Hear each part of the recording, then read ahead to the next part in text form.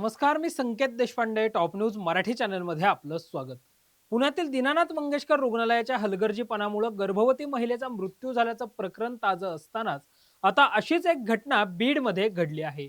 बीड जिल्हा रुग्णालयात प्रसूती दरम्यानच मातेचा मृत्यू झाल्याची धक्कादायक घटना समोर आली आहे. छाया गणेश पांचाळ असं मृत महिलेचं नाव असून डॉक्टरांच्या हलगर्जीपणामुळेच मृत्यू झाल्याचा आरोप महिलेच्या नातेवाईकांनी केला आहे. प्रसूती व्यवस्थित करण्यासाठी पैशांची मागणी करण्यात आली होती.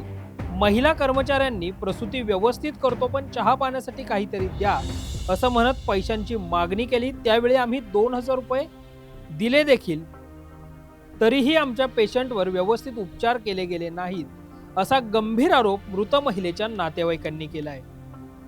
रक्तस्राव होत असताना तिथल्या महिला कर्मचाऱ्यांना उपचार करा असं सांगितलं असता आम्ही सर्वजण निघून जातो, तुम्हीच तुमच्या पेशंटवर उपचार करा असं उद्धट उत्तरही प्रशासनाकडून मिळाल्याचा आरोप मृत महिलेच्या नातेवाईकांनी केला आहे. अतिरक्तस्राव सुरू झाल्यानंतर डॉक्टरांनी रक्ताची पिशवी मागितली, मात्र या सगळ्या प्रक्रियेला दिरंगाई झाली आणि या कालावधीत गर्भवती महिलेचा मृत्यू झाला आहे असं म्हणत या संपूर्ण प्रकरणाची चौकशी करून दोषींवर कठोर कारवाई करण्याची मागणी मृत महिलेच्या नातेवाईकांनी केली आहे. आम्ही इथं बीड शहरात सिव्हिलला 11 तारखेला आलो होतो. माझ्या पत्नीचं डिलिव्हरीचं पेशंट घेऊन आलेलो होतो. तर त्यांनी आम्ही 2 दिवस औषध नसल्यामुळं लेट झालं आमचं. तर ज्या दिवशी औषध काल 13 तारखेला औषध आलं तर त्यांनी 5 वाजता सोडलं. 5 वाजल्यापासून तिची 11:45ला डिलिव्हरी झाली, ती पण नॉर्मल झाली. तिची ब्लडिंग जास्त झाल्यामुळे सरांनी आम्हाला सांगितलं नाही की ब्लडिंग पूर्ण अंगातून निघल्याच्या नंतर त्यांनी आम्हाला फक्त 2 थेंब ब्लड दिला आणि तिथून पुढं आम्हाला बाळाला ॲडमिट करायला म्हणणं, इंजेक्शन आणायला आम्ही असं बाहेर गेलो. त्यावेळेस माझ्या पेशंटचं माझी पत्नीची डेथ झाली.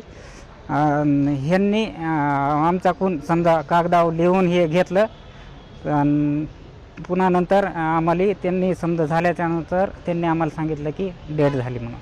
पण डिलिव्हरी व्यवस्थित करतो म्हणून काय त्यांनी म्हणले होते, कशा पद्धतीने कोणी पैसे मागितले होते, किती पैसे दिले? हां, तर ते म्हणले होते की डिलिव्हरी व्यवस्थित करू, आम्हाला काय च्या पाण्याला द्या म्हणून असे पण म्हणले होते लेडीज. तर आम्ही त्यांना 2000 रुपये पण दिले त्यांना,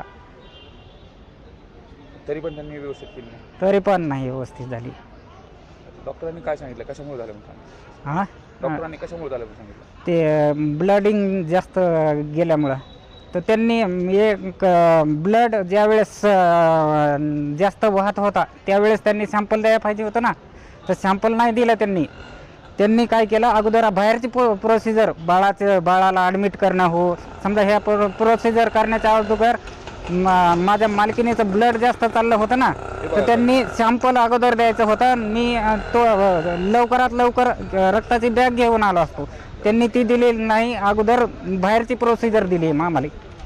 हलगर्जीपणा जास्त केला. आणि माझी सासूबाई होत्या, तर त्या असं म्हणल्या की माझ्या मुलीचं ब्लड जास्त चाललंय. तर ते त्यांना काय म्हणले की हे काम कर तू बाई तू काम हे कर, तू इथं ऑपरेशन कर, आम्ही घरी जाऊन बसतो म्हणून असे बोलले. ते उद्धटपणाची भाषा केली ती.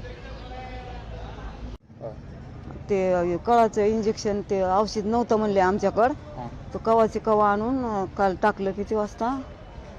6 वाजता टाकलं. पुन्हा कळा यायला सुरू झाल्या. किती वाजता डिलिव्हरी केली आणि नेमकं काय घडलं होतं?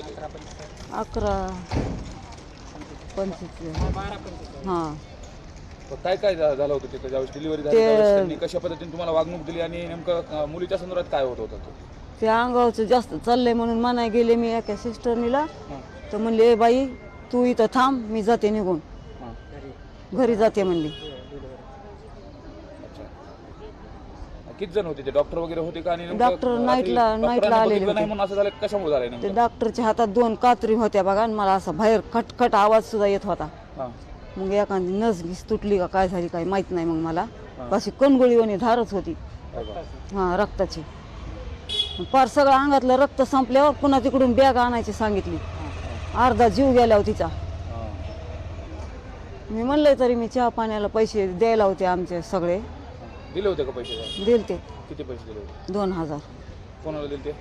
ते सिस्टरनीला एक जणीला दिलते, पण तिने वाटून घेतले असते. त्यांनी हां आता काय मागणी आहे तुमची? ज्यांनी कोणी हलगर्जीपणा केला त्यांच्यावर कारवाई झाली पाहिजे. हां डॉक्टर नाईटला डॉक्टर येते त्यांनी जास्त केले बघा. त्यांनी हां त्यांच्या हातात कात्री होत्या बघा 2. ते खटखट मला बाहेर आवाज येत होता. वेळेवर त्यांनी बघितलं नाही. हां